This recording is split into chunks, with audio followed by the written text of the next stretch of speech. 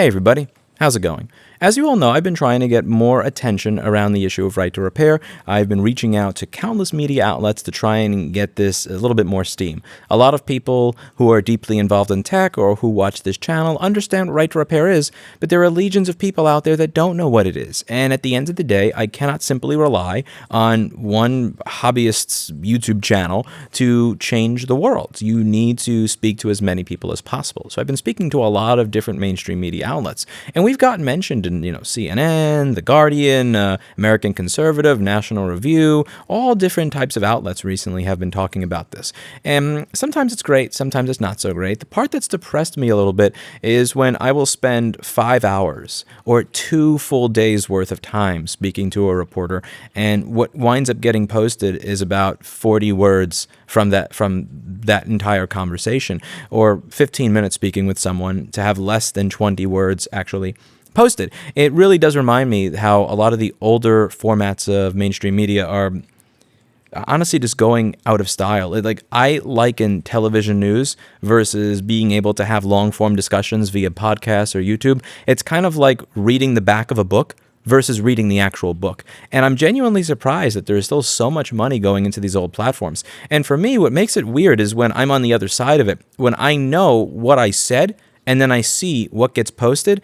When I see that amount of information compression, all of those details just tossed away, it really makes me sad, because a lot of people who get their information, whether it's from Fox or CNN or MSNBC or anything else, the amount of information compression that goes into being able to fit a lot of complex issues into, okay, talk about this for 3 minutes before the commercial, it's kind of depressing. And I did an interview recently, and at the end of the interview, they said, "Oh, you're not recording this, right?"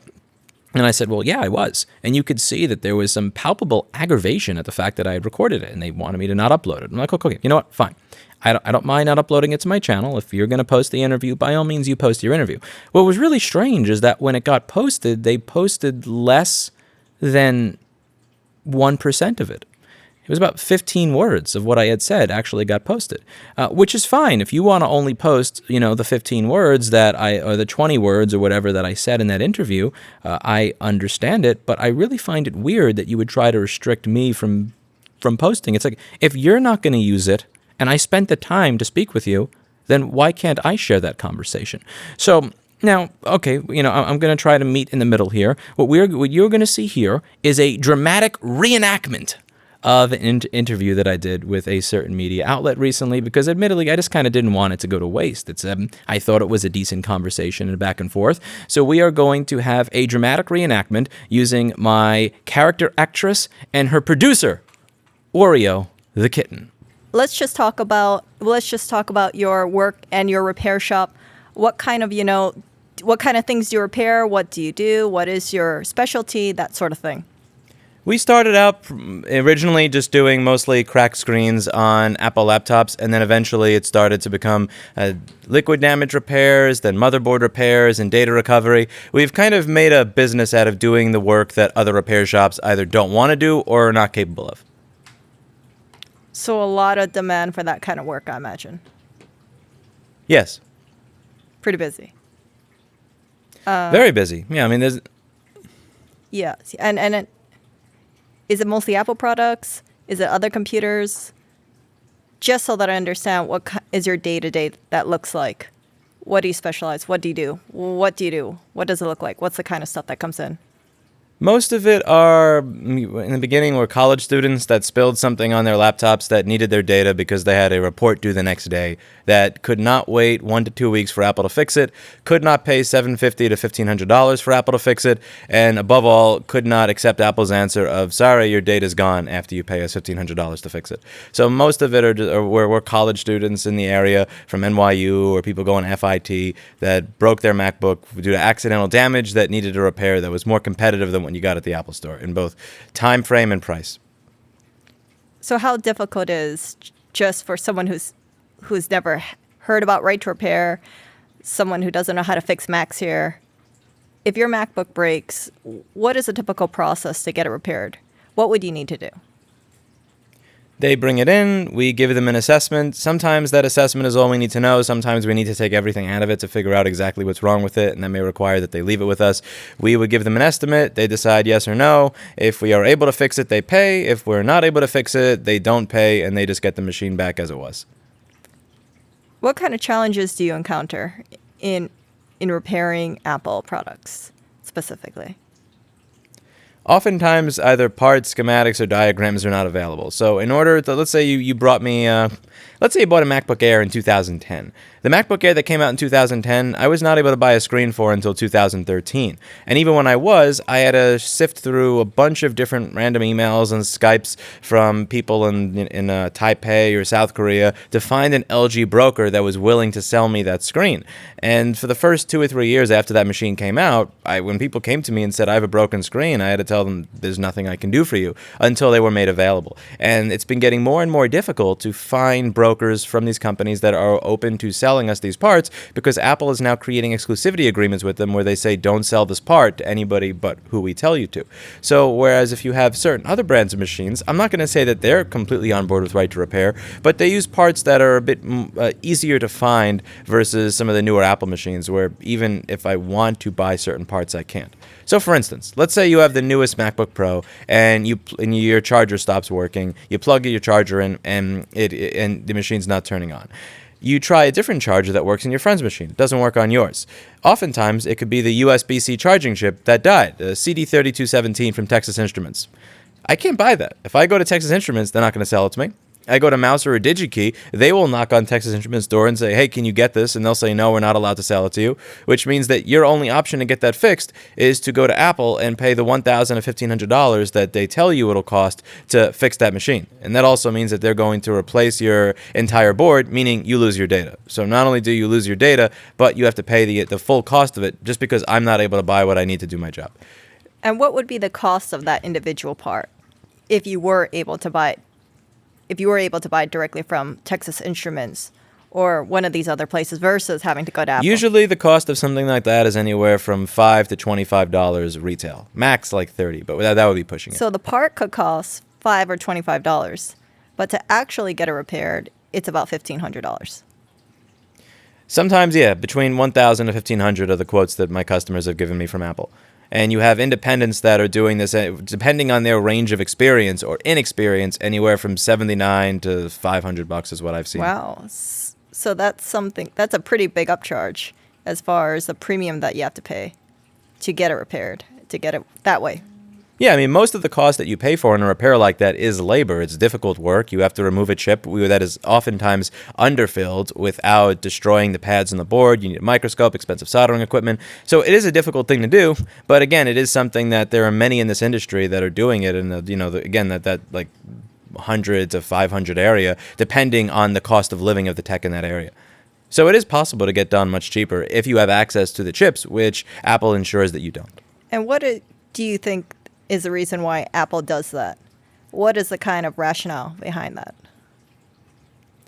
It's difficult for me to tell. Sometimes in the default that I go to is you just want to make it more difficult for people to repair these products. But the reality could be something like they customize the specific chip to work with their specific design because they are OCD about their design and they want it to be done in a very specific way. And then when it comes time to say, okay, do you want to make this chip available to everyone or just you? Someone just says, just us, without thinking about the externalities or the unintended consequences of doing that. And once those unintended consequences come out, it just so happens to be more convenient that they don't care about repair, because if they don't, then there's less competition for you buying a new one.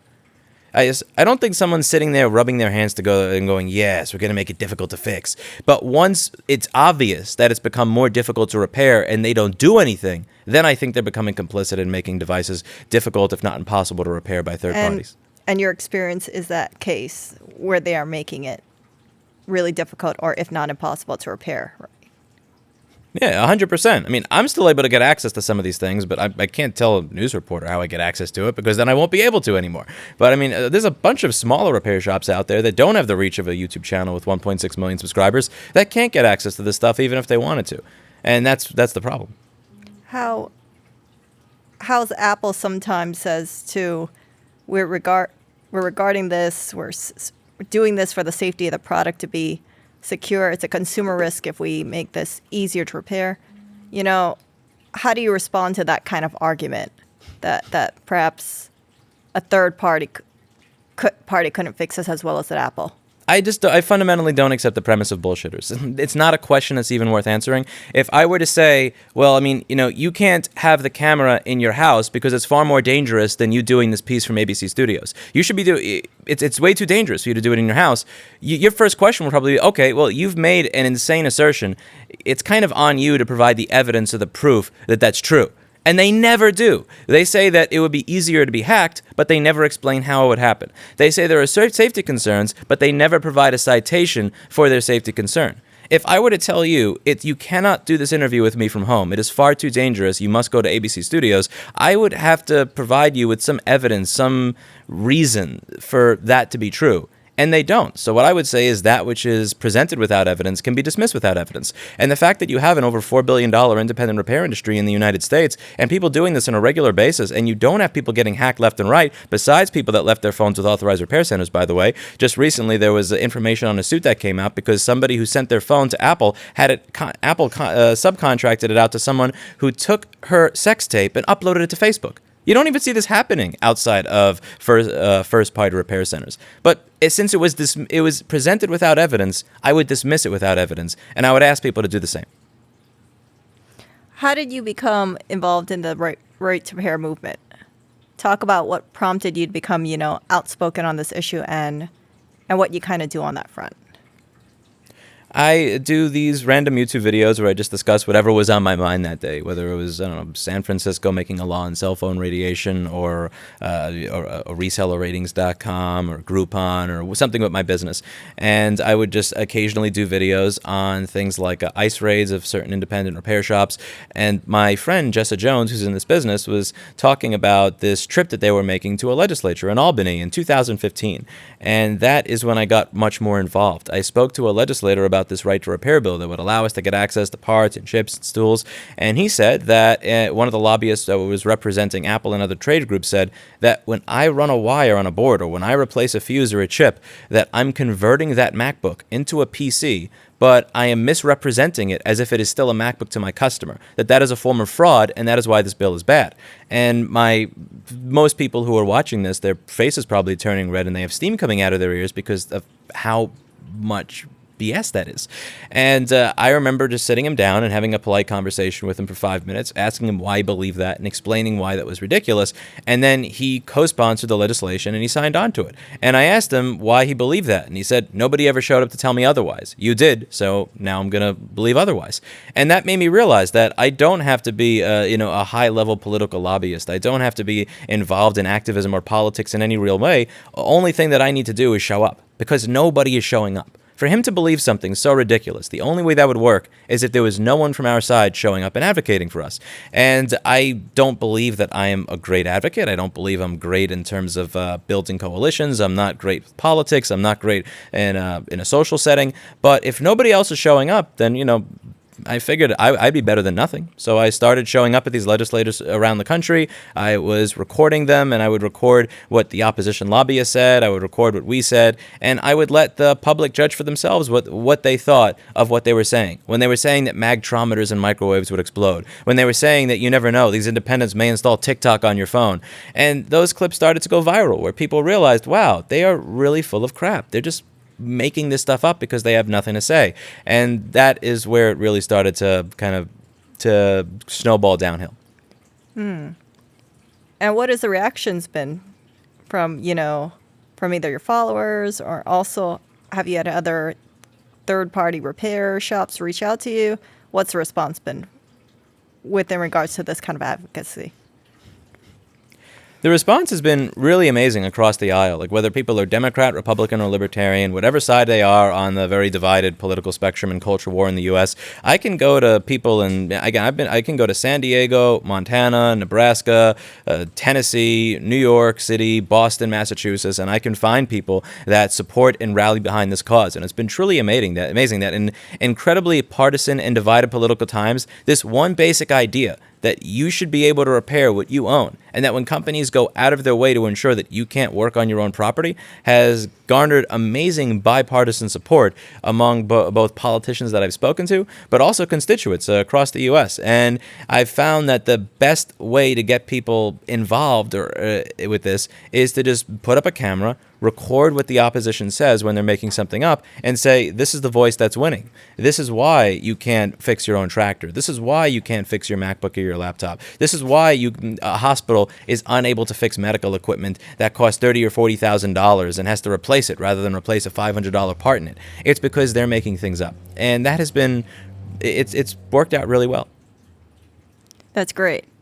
And are you encouraged by, for example, the FTC, when they announce that they're going to take steps to kind of enforce repair restrictions, to enforce the right to repair?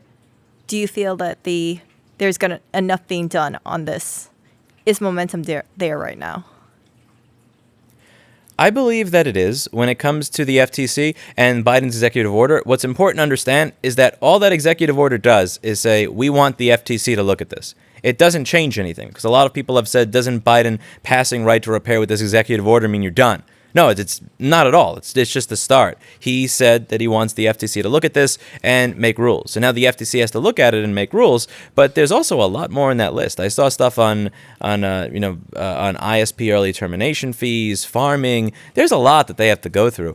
So even if they are sympathetic to our cause, and I believe people like Lena Khan are, there's a lot of work that they're going to have to do. And one of the things that I'd like to do is kind of try and get some of that legwork done for them. Here are some of the antitrust violations. Here is why this is an antitrust violation. Here's the evidence of what's going on with citations from people who are giving their experiences. And here's what we suggest that you do. You don't have to follow everything we say, but I'd like to try and do some of the heavy lifting for them ahead of time, because they have a lot to work on. But yeah, the Biden executive order, all it does is it gives some kind of wind in the wings of the FTC to actually feel encouraged to do something, to believe that if they do act on this, that they are not going to be putting their neck out only for it to be chopped off Ned Stark style. And just in simplest terms, how would you then say this is an antitrust violation? What would your argument be from you to the FTC? One of the cruxes of the argument is tying, which is that if you purchase the product from this company, that you are then forced to purchase repair services from that company for a product that very often can die within 1 or 2 or 3 years. So you're tied into having it repaired by them if you purchase the product from them. When there are people like you who can repair it for a lot cheaper and even faster, not going through the company. Without uploading your sex tapes to Facebook. You're not going to elaborate on that, right? As I mentioned earlier, I alluded to earlier, there was a news article just a month and a half ago about a woman who sent a phone into Apple to be repaired, and that was sent out to one of their subcontractors, one of their authorized subcontractors, and that authorized subcontractor went through her phone, found a sex tape, saw that the phone was logged into her Facebook account, and uploaded it to her Facebook account using her own account. How difficult is it to be an authorized reseller? How difficult is that? It's difficult, but the main issue is that you're not actually allowed to fix anything. I mean, if I become an Apple authorized service center, I can't get access to a schematic to fix a board. I can't get access to a CD3217 charge chip. I can't even get access to a charge port for a phone. So if you come in and you have an iPhone 7 and the charge port is not working, it's just, one of the pins is bent inside of it. I can't replace your charge port. I need to replace your phone. It's not considered a serviceable part. So it's not even about how difficult it is to become an authorized service center. It's that you're not allowed to do anything as an authorized service center. And that's the way many companies, not just Apple, are doing it nowadays. And they will kind of say it's kind of like free, but they'll give you training even, but that in itself doesn't solve the problem. It doesn't, because they don't train you to fix things. If you're not able to replace the charge port on a phone, I refuse to consider that repair. You're not doing authorized repair. You're doing authorized, mail it back to the manufacturer, send you a new one for half the price of that it costs new. That's not repair. Anything else you want to say about this? Any other points you want to hit? I'd really just say that this is not just an Apple problem. I think that on my channel, one of the bad things I've done over the years, because I don't really understand PR and how things will be viewed, is since I'm talking about it from the perspective as an Apple repair shop owner, I talk about what affects me. But this is not something that's unique to Apple, nor is it something that's unique to the laptop repair industry. It's something that is happening with John Deere and tractors. It's something that happens with medical equipment in hospitals where they have $30,000, $40,000 operating tables, and the motor that allows you to recline or move the patient, back and forwards dies, and the company says you have to buy an entirely new operating table and blocks you from being able to purchase the motor by itself. It's something that happens with in home appliances. It's something that's happening now with newer electric vehicles, and if we don't stop it now in this area, it's going to spread to every single area of technology, and we're not going to own our property anymore. So even if it doesn't affect you right now, it probably will affect you very soon. Great. That's perfect. Thank you so much. That's awesome. I think that's all I got for you. Well, thank you so much. I really appreciate it. We'll have our producers reach out to you, and they'll let you know. And you, just to confirm, you have not been recording this, right? Correct? Oh, I did. Why? You will not be posting this, right, to your channel, right? Is that? I can't? No. Oh, shit.